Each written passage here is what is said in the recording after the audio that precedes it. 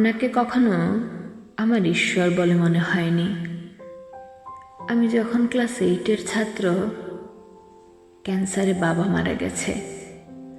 6 ভাই বোন, একবেলা ভাত জোটে তো একবেলা জোটে না।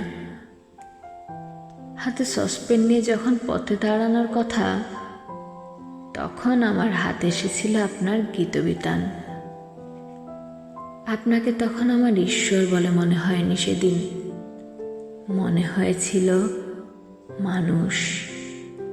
খেতে না পাওয়ার কি কষ্ট, সে কথা আপনার গীতবিতানে কোথাও লেখা ছিল না। ক্যান্সারের কি কষ্ট, সেটাও লেখা ছিল না আপনার গীতবিতানে। 6 ভাই বোনের একজনকে ভিখিরি হতে হবে, একজনকে স্কুলে যেতে হবে, এরকম অবস্থা যখন, তখন গীতবিতান কি দিতে পারে? কি দিতে পারে আপনার লেখা? আমার সামনে তখন মাত্র 2টো পথ খোলা ছিল। 1, নিম গাছের নিচে কাপড় পেতে বসে পড়া।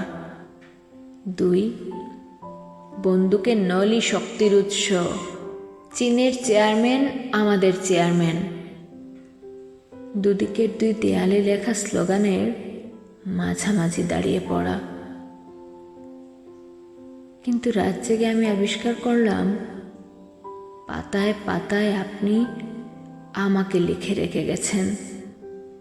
পাতায় পাতায় সে কি হাহাকার, পাতায় পাতায় কি কষ্ট, পাতায় পাতায় সে কি ছটফটানি। বিন্দু বিন্দু ঝরে জল, জল নয় খিদে। হ্যাঁ, একটা গোটা পৃথিবীর খিদে লিখে রেখে গেছেন আপনি। আপনাকে আমার ঈশ্বর মনে হয়নি কখনো, পাদ্রী মনে হয়নি।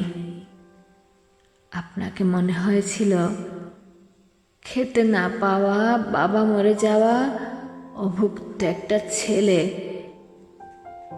যে কিনা কৃষ্ণনগরের একটা স্কুলে এক বেঞ্চে আমার পাশে বসতো।